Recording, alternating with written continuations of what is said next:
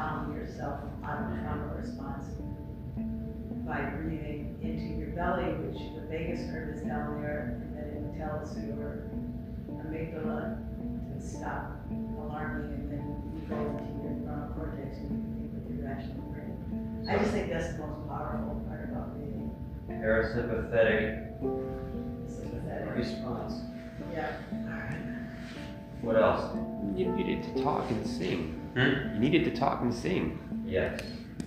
I didn't even Talking. think of that. Singing.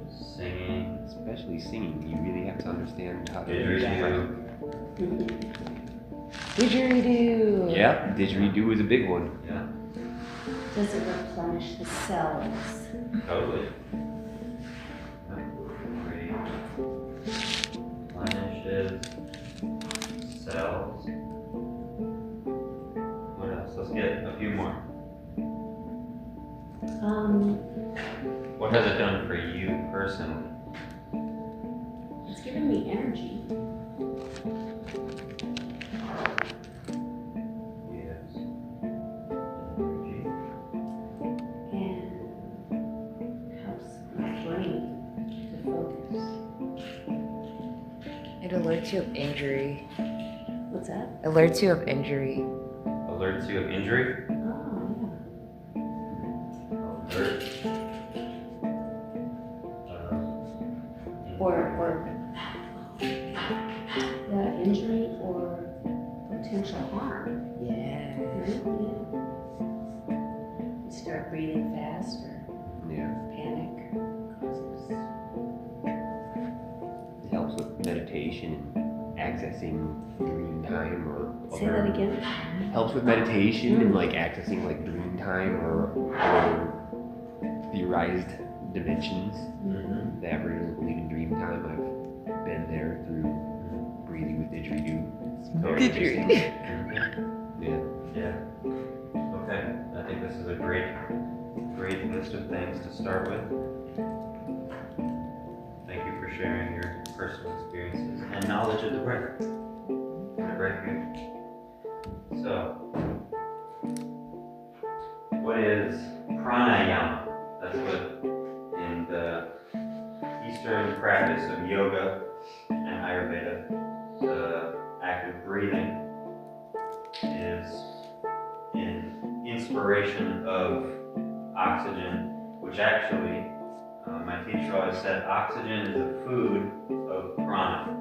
So prana is actually our vital life force. It's what gives us life and luster, and it's the difference between a living and a dead body.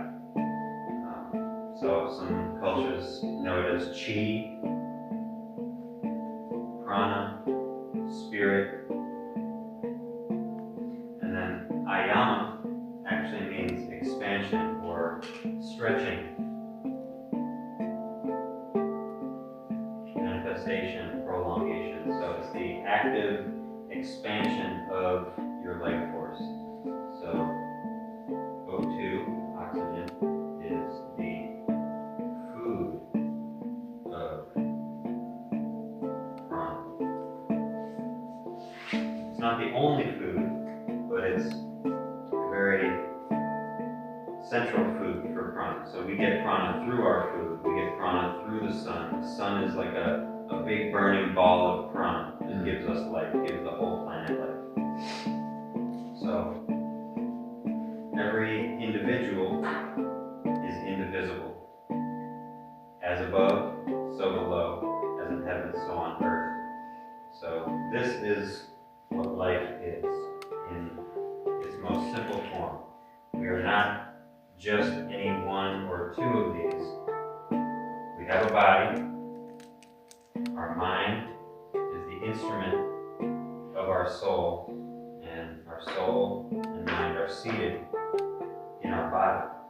And actually, my teacher always said our body is seated in our mind, and our mind and body are seated in our soul. So this is the driver of our car, whether we know it or not. This is the instrument that we make choices from, and thoughts and feelings come to. And body is the vessel. And prana is the connecting force through all of it. So pranayama, the expansion of our life force, the yogic body breathing. Now prana moves in different ways. There's actually 5 movements of prana in the body, as yoga teaches us. Prana, these are all the vayus, the pancha vayus. Pancha vayu. Vayu also just means wind, pancha means 5. Pancha means 5. Yeah.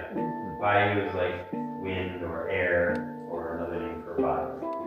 You know, Vata, Pita, Khapa from the 3 doshas of Ayurveda.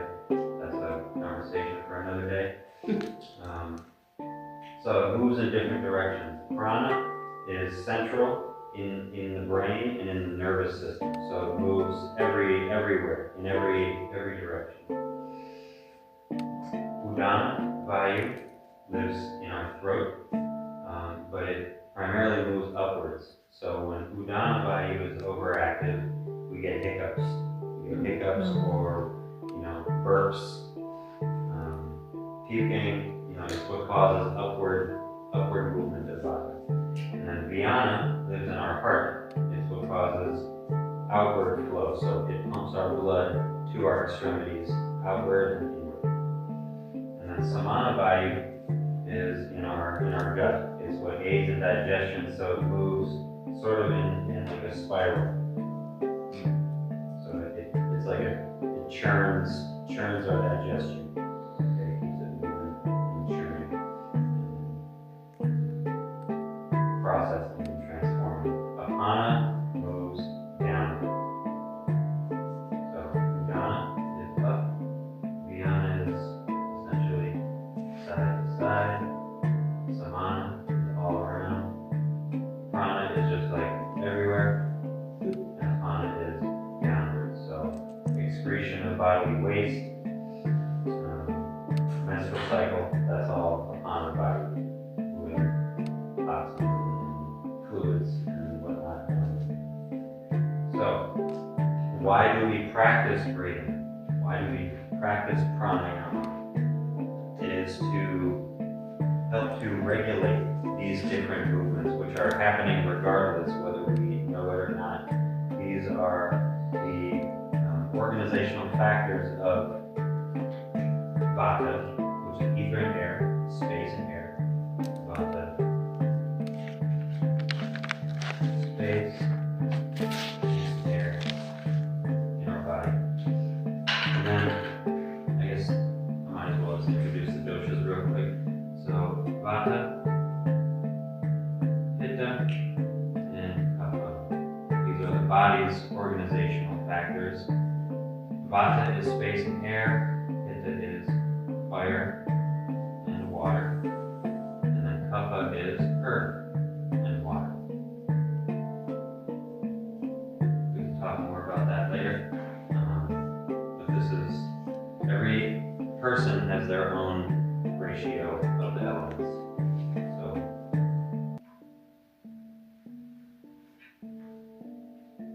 each person has a propensity for fire, a propensity for water, earth, space, air, etc. So we can talk about that another day. What we're going to talk about today is how does pranayama move in the body. So prana lives out here. It's all around us, it's inside us, it's everywhere. And when we inspire, we are inspiring oxygen, goes in through the nose, up to the brain, down through the spine, into the lungs. Lungs expand and it goes into the blood. And as the breath is going down, you breathe into your diaphragm, breathing into your belly button. This is called your navi. Navi. Navel. Yeah, your navel. And this is the seat of 72,000 nadis, or subtle channels. subtle channels. If you think about when we were born, this is where we were connected to our mother. All the nutrients, all the energy, all the thoughts, feelings, emotions were being pumped into our navi, our navel, while we were in the womb. And there is a subtle lingering cord between our mother and us, even after the umbilical cord is cut. And you can also think about that in the sense of being connected to the universe through our navi, through our prana. As we are inspiring prana, we're inspiring everything. You know, prana has been here as long as creation, before creation. So it's a great way to get connected with life itself. So start by inhaling, fill up your diaphragm, and there's a stop. Everyone, let's do this together. All right. If you feel comfortable, you can close your eyes or find a soft gaze down on the ground in front of you. And just gently take an inhale through your nose. Visualize the prana going in through your nose, up to your brain, down through your spine, breathing into your belly, your diaphragm, so your belly button should come out. And stop right there. Hold it for a second. Exhale through your nose and follow that train of breath all the way up your spine, into your brain, and back out your nose. Let's do that a couple more times. Visualize the prana going in through your nose, up through your brain, down your spine, into your belly button, into your navi. Hold it. That's the stop. Exhale through the nose, follow that prana going up your spine, into the brain, out your nose, in front of your face. One more time. You can see it as a light. Inhale through your nose, up to the brain, down your spine, into your belly button. Pause. Exhale, follow that prana up your spine, into the brain, out the nose, in front of your face. Blink your eyes open whenever you're ready. How did that feel? Did you notice anything? I noticed a little blockage in my throat chakra. Wow. It just made me aware of all the pain in my neck. Yeah, and breath. It keeps you focused, It does. keeps your mind active. Because if we aren't breathing, we're dead. So bringing our mind back to that one thing that keeps us alive more than anything else. So breath is awareness.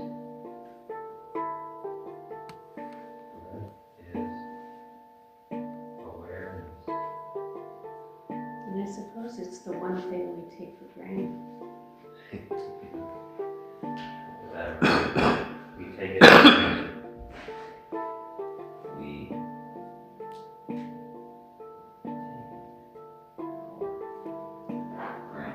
Absolutely.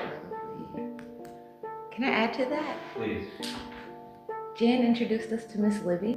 And she would make us inhale for 3 counts and exhale for 16 counts 16. to make us practice our diaphragm. And ever since then, Singing and breathing are like are good friends. They're- yes, absolutely. Ever since then, I've been breathing. Yeah, I've been breathing with my diaphragm ever since she taught us that. Are you kidding me? That's amazing.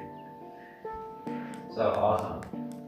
That's a simple gloss over of prana, or vital life force, how it connects to the breath, and how it connects to our life as a whole, because you're right, breath is awareness, and the more aware we are of the breath and just of ourselves and the world around us, the simpler it gets, I guess, or more efficient we can be in reacting or acting being in life. So, shall we begin? So we're going to do 8 breaths. We'll start. Can bring some things up. You might notice some things about yourself that maybe you didn't know, or that you need to know, or that you've forgotten, or maybe the obvious becomes more obvious, or maybe you notice nothing at all. We shall see. So we're going to start with the Vastrika, which is called the bellow. Would it be okay to do a breath and then write a little bit about Totally. our experience? Yes, I like and that. then, yeah, because I think I need to process. Yeah. That's cool. And if you need a chair, you can. You don't have to be on the ground. You get up in the chair. So each one of these breaths, and I have, if you leave your emails with me, I will send directions and more information on each breath. I just wasn't able to print them out, so, but I'll email them to you. So, Vastrika, it's the bellows breath. You guys know what a bellow is? It's what blows on a fire, exactly. So that's exactly what we're doing. This breath kindles our digestive fire.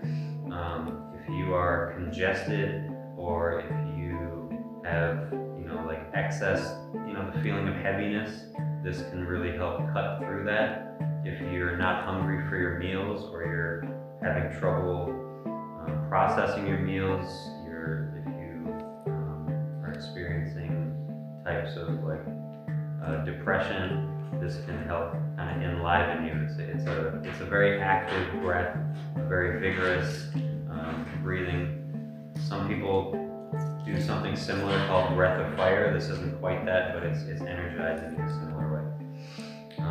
Some contraindications, reasons why you wouldn't do this, is if you're currently menstruating. So if you are currently menstruating, I suggest just watching and doing a gentle version. If you have a detached retina, or if you've had eye surgery, if you have a history of blood clots, if you are if you have a lot of anxiety, this may not be the best breath for you to do. However, if you practice in moderation, it can be okay. Like if your Vata is really high, you might not want to do this breath. But it can be okay to just practice once so you get the feel for it, but then just use it when it's necessary. Okay, is that it? Why else would you do it, not do it? Oh, if you're pregnant, don't do it if you're pregnant. Don't do it if you are having excess diarrhea. Is it because of the way you use your diaphragm? Mm-hmm. Got it. Yeah, and it's just it's an intensifying energy stimulating breath. So I will demonstrate, and then we can do it together. So you find yourself in a comfortable position, nice straight spine, and you're going to take a cleansing breath. And then you're going to inhale forcefully and exhale forcefully. And you'll do it 10 times, but it's all in through the nose and out through the nose. So that's why it's good if you have congestion. So just watch me do it, Okay. and then we'll do it together. All right.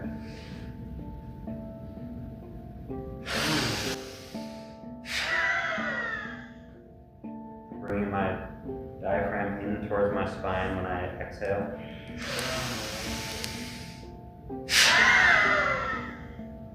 You're like throwing that breath out.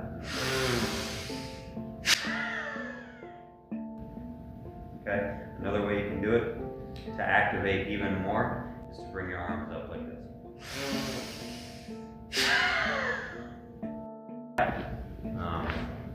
Especially if you need some extra energy moving upward, if you're trying to activate even more, using the arms is really good. So inhaling up and exhaling down. So, and it is a forceful breath. So we will do one round of, let's just do 7. 7 is heaven. All right. So when you're ready, on the count of 3, inhale.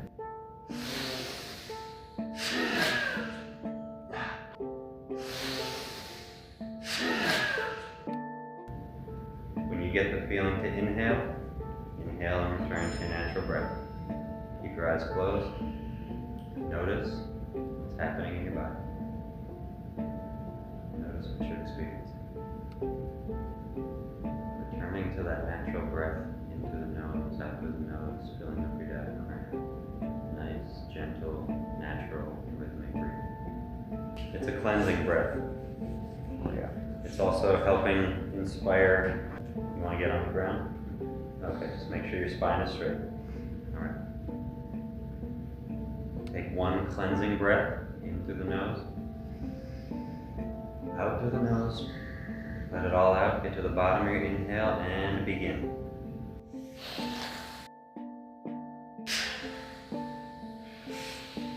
You get to 7.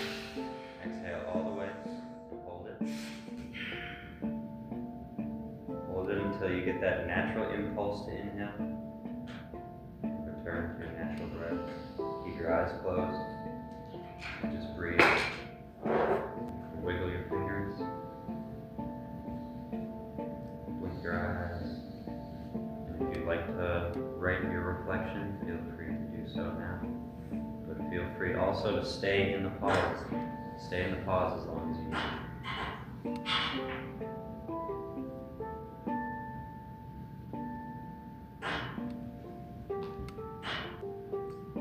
Well, you can feel the oxygen flowing through my body better. There's a little bit of a buzzing and an extra lightness. Buzzing and lightness. Yeah, it's a stimulating breath. Definitely gets prana flowing. Helps open up our capillaries. Dr. Ladd often recommends this for people who have high cholesterol. People who have clogged arteries. This breath can help the blood flow through those clogged arteries in regular practice. He says can actually unclog the arteries with regular practice of this breath. For those people who it's indicated for. I use it definitely when I'm feeling groggy or lethargic or congested or stuffed up or unmotivated. It's a very stimulating breath. It's also good if you're not hungry but you know it's meal time. I did feel the breath go where I never noticed it go. So definitely into the brain and then just all throughout my body. My whole body was buzzing. Yeah. You know, when you listen to it afterwards, you feel like it's going, there's energy Yeah. going through your whole All body. through the whole Yeah. body. Yeah. So when you were talking about, well, I'm not sure what you were talking about, but I guess when you were talking about all of the 5 or the 4 ways in which it moves through your body, it kind of felt like they were all happening at once. Okay. And that's what pranayama does. It balances our panchavayas, the movements of prana. So they all have their natural modes of expression and movement. So pranayama helps bring them all back into balance. Okay. Because I was trying to think about, like, when you're just breathing normally and you have those 4 different ways in which breath moves through your body and you're not really aware of what's going on when you have a hiccup, like you don't, you're just not necessarily aware of where that comes from and why it's part of your breath necessarily. Or, if you fart, any of those things that, I just don't think of it as having to do with my breath, but it totally, It's air. it's air, and it needs to do something. It does. So, Yeah. yeah, so that's very interesting. And we'll learn this, I'll share this about the next breath we're going to do. Is a lot of times when I go to do this next one, I start hiccuping. It's like all these suppressed hiccups, or the suppressed udana body starts coming up. So it's like it's been stuck in my throat or my windpipe somewhere. But when I start doing this next one, which I'm going to demonstrate next, it starts to come up, which is really cool. So if you're going to take this into your practice, I recommend doing 2 rounds of 7 to start with, and then you can work your way up to 2 rounds of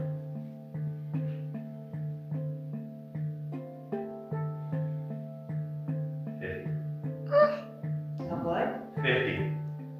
That's it. That's over time. Don't go right here.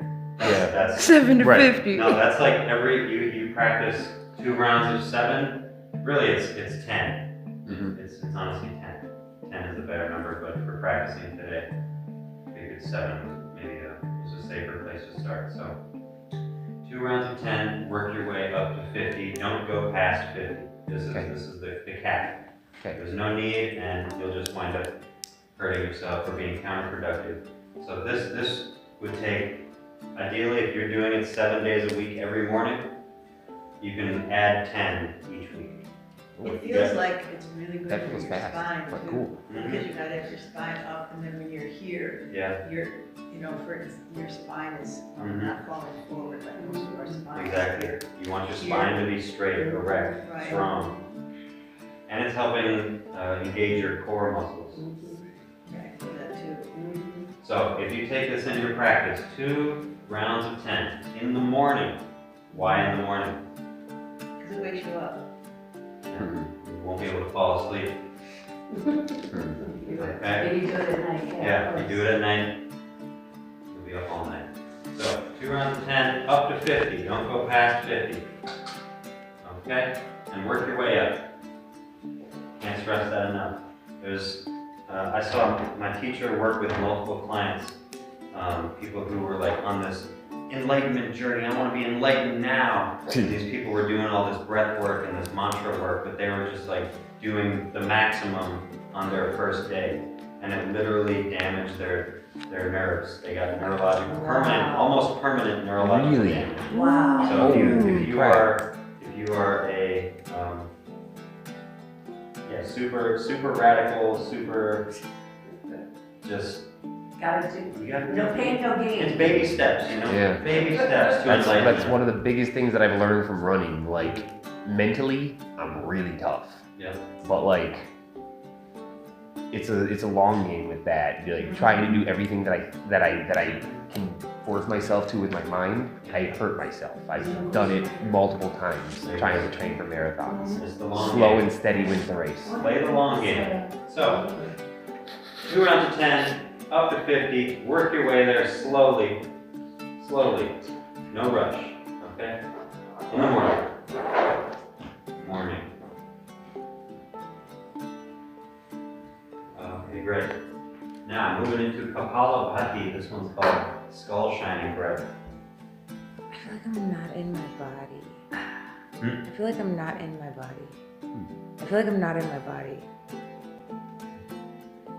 That's understandable because that last breath was a Vata stimulating breath. You know? And I'm already It high gets you. Vata, so it's like, We're gonna calm it down, I promise. okay. Bear with me. So this one, Kapalabhati, skull shining breath. So this one, the emphasis is on the exhale, and the inhale is passive. So the breath kind of just lingers right here. It's just like in your nose and up to your brain. We're not doing deep belly breathing. We're not doing forceful breath. This is. There's different levels to it, but we can start gentle, and you can get more forceful as you get comfortable with it. But the emphasis is on the exhale, passive inhale. And benefits of Kapalabhati is it's a gentler version of cleansing the mind. Oh, it's Mr. Yetra. What's up, brother? Grab a yoga mat and pull on up. So yeah, welcome. Thank you for coming. Thank you for having this space. Of course. We love the blonde. Came to learn about breathwork, or what's our experience with breathing. Why do you breathe?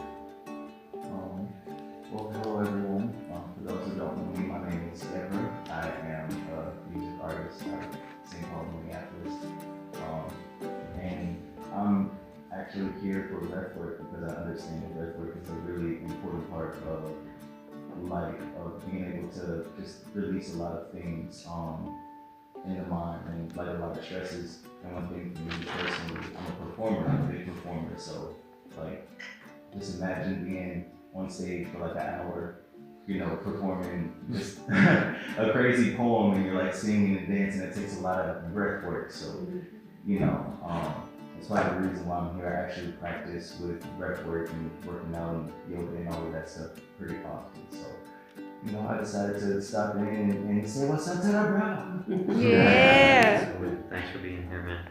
We got Pedro, Kayla, my mom Gina, and Jan. Yeah. So we have yoga every Tuesday too. 3 yoga classes with Thank you. excellent teachers. So we did a quick little intro on what pranayama is. Prana is our vital life force. You might know it as chi. What's the word you use? Jara. What? Didn't you use the word jara or something? No. Jala? Okay. No. Never mind. Prana, life force, chi. Ayama is the expansion or stretching of breath. So breath practice, we're practicing breathing. Oxygen is the food of prana, is what we talk about. But prana is everywhere. Body, mind, soul, that is our life, daily life, spirituality, life, existence. We are not just the body. We are not the body, we are the mind and soul and body all together. Okay. Now we're talking about these different types of breath and how there's different movements of prana naturally in our body. Prana moves every which way. It permeates the whole body. Udana is upward movement. Vyana is lateral movement, comes from the heart. Samana is the movement of digestion. Kind of a spiral. Apana is downward movement. Sorry to be running through all this probably brand new information. But just so you get a synopsis of what we're doing.